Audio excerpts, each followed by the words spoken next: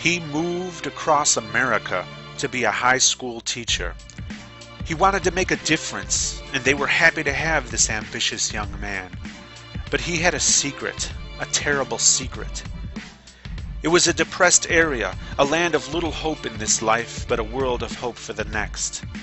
Modern ruins, these people's homes, dilapidated and derelict, were contrasted by the churches next door, pristine and painstakingly preserved. But this young teacher was no stranger to hardship. The students there are very rough, drug dealers and delinquents. He wanted something better for them. He wanted them to learn, and sacrificed his free time to tutor hopeless cases. And it was a thankless job, with long hours and little pay. Yet he was making a difference. He was a savior. But suddenly, his world changed. One of his students recognized him on the World Wide Web, on YouTube. This man, this teacher, went online and had the audacity to speak of the possibility that God didn't exist. He made videos about theology and atheism in the privacy of his home, separate from his class, and forced those videos upon nobody. And those videos were watched by nobody except those who chose of their own volition to watch them. And watch them they did. They were good videos filled with logic not easily dismissed by theists. He was always civil and enjoyed the discussions that he evoked. How dare he?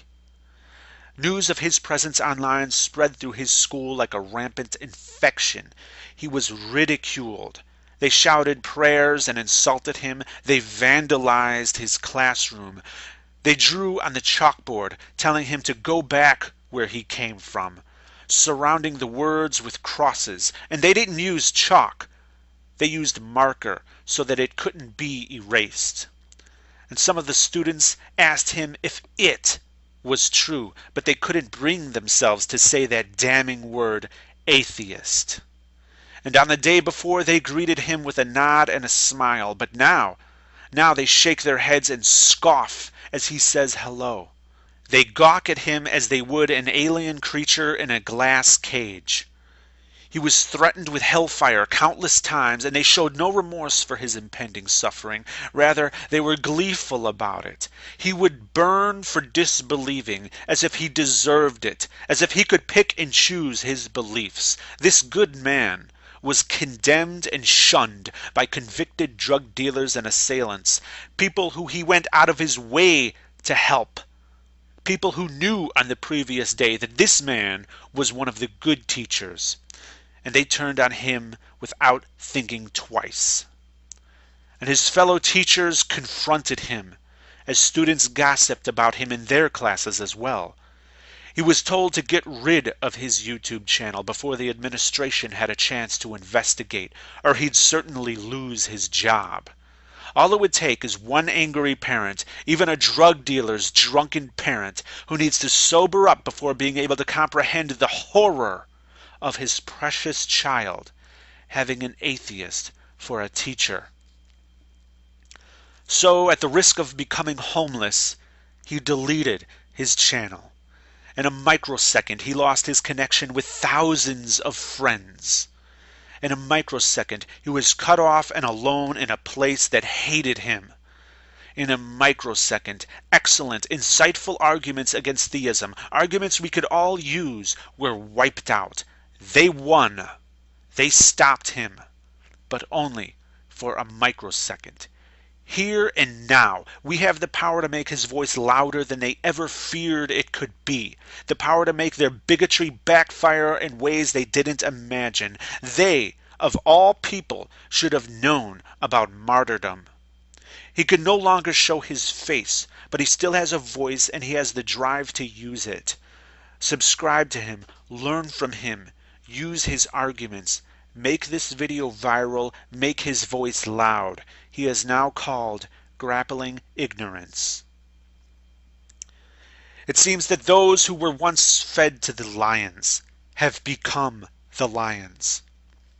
But no matter how much they cheat, no matter how much they stack the deck in their favor, they will never defeat us.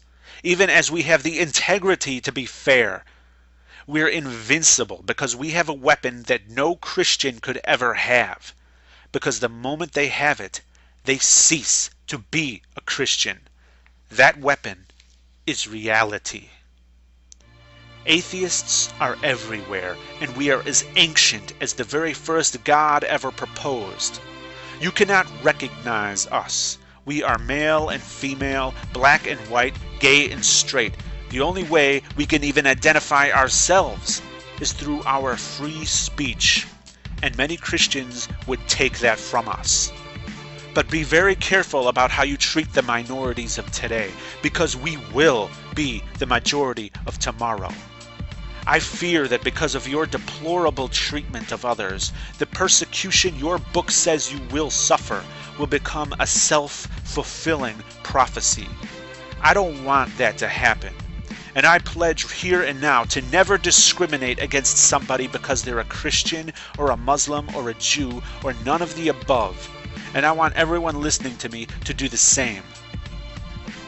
And many of those who are offended by the mere existence of non-believers are willing to throw away freedoms that they claim are God-given and paid for in full by the blood of Christian patriots.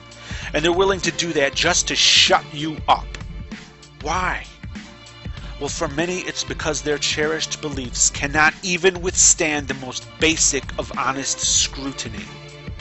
And some fear hell, which is nothing more than an ancient system of control for societies that couldn't be properly policed. And some fear change, even when that change is for the better. And the rest, the ones who kiss God's ass, honestly believe that the omniscient, omnipotent, omnipresent creator of all things, the most powerful being that ever existed, needs them to come to his defense. That may seem outlandish, but it's not. Because for certain, you will never, ever see God fighting his own battles. These Christian apologists are full of intolerance and expecting us to swallow it, but I'm not allowing this. First they claim this is a Christian nation, and then proceed to try to merge their little doctrine into biased legislation, like we should give a damn about the God they praise, or their book of contradictions written back in the day. Some mythological, hypocritical bullshit that tends to distort shit, and then you wonder why we all ignore this. You're atheists to each and every other type of God. For all you know, the one you worshiping could be the fraud. Yeah, I know, we taking it out of context. That's what you would say next, like it's so fucking complex. Guess I'm an evil child of Satan, keep on mocking me. Average Americans do not want a theocracy, so keep your mysticism deep inside your mental prisons and let us grown-ups make our own decisions.